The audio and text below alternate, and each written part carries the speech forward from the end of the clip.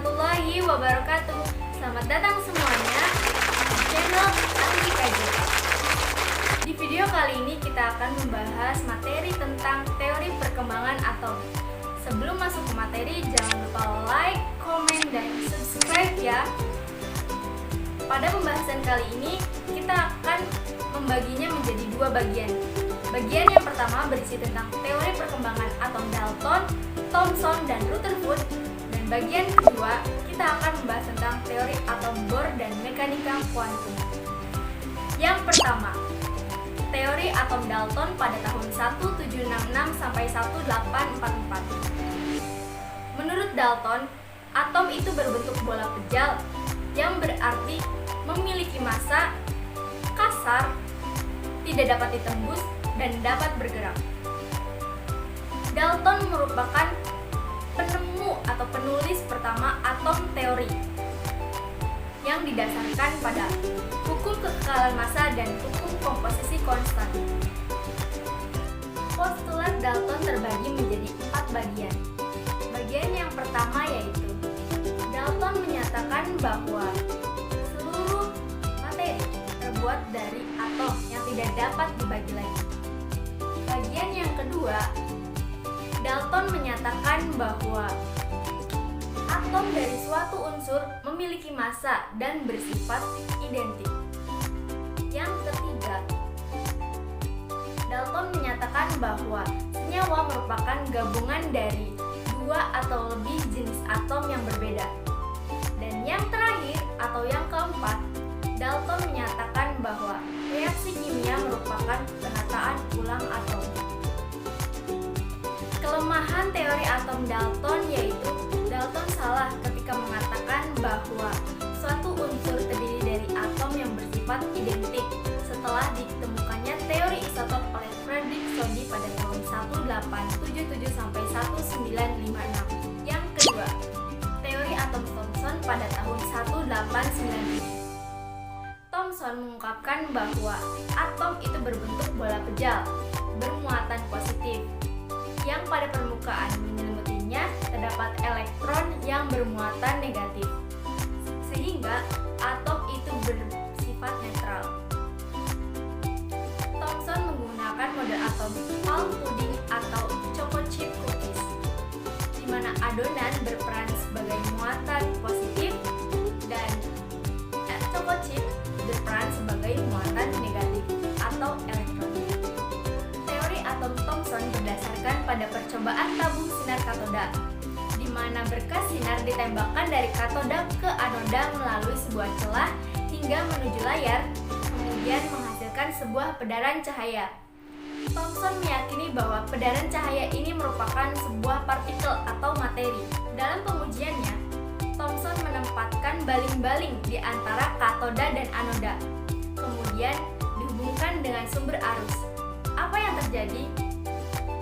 Baling-baling tersebut dapat bergerak. Hal tersebut menandakan bahwa berkas cahaya merupakan sebuah partikel atau materi.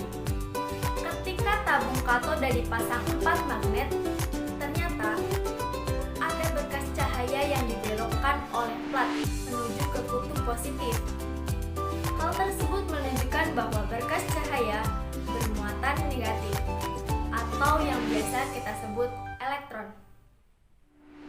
Kelebihan dari teori atom Thomson yaitu Thomson dapat menjelaskan adanya partikel subatom. Kemudian, Thomson dapat menjelaskan adanya gejala kelistrikan dalam atom. Kelemahan dari teori atom Thomson yaitu model Thomson ini tidak dapat menjelaskan susunan muatan positif dan negatif di dalam atom tersebut.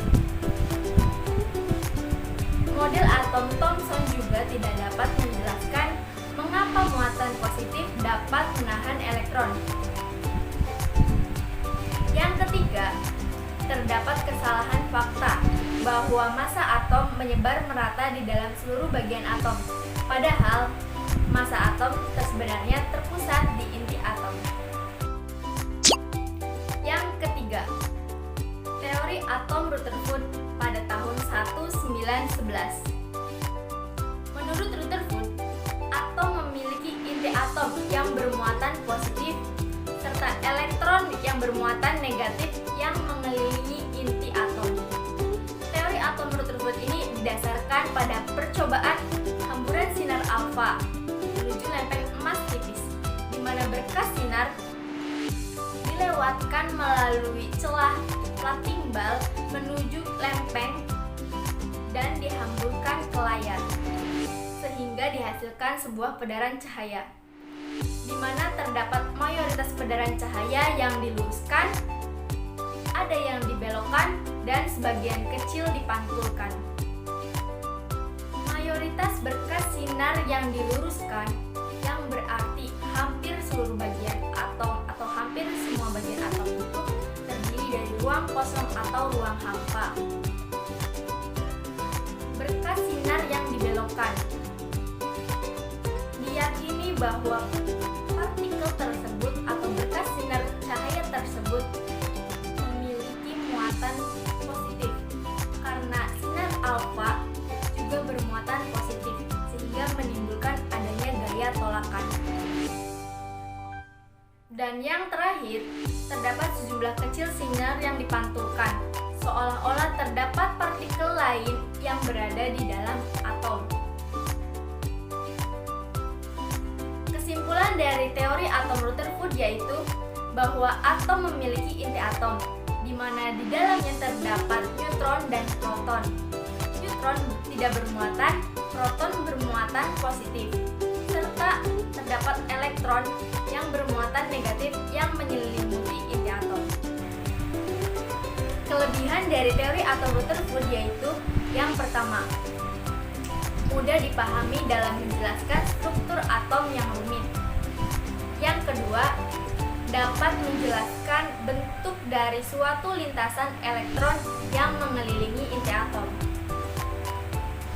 Kelemahan dari teori atom Rutherford yaitu Rutherford tidak bisa menjelaskan mengapa elektron tidak dapat jatuh ke dalam inti atom.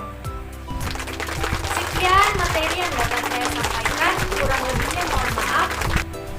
Jangan lupa jaga kesehatan dan jaga kebersihan. Sampai jumpa di video selanjutnya. Teori perkembangan atom 2 membahas tentang teori atom Bohr dan teori atom mekanika kuantum. Jangan lupa like, komen, dan subscribe. Wassalamualaikum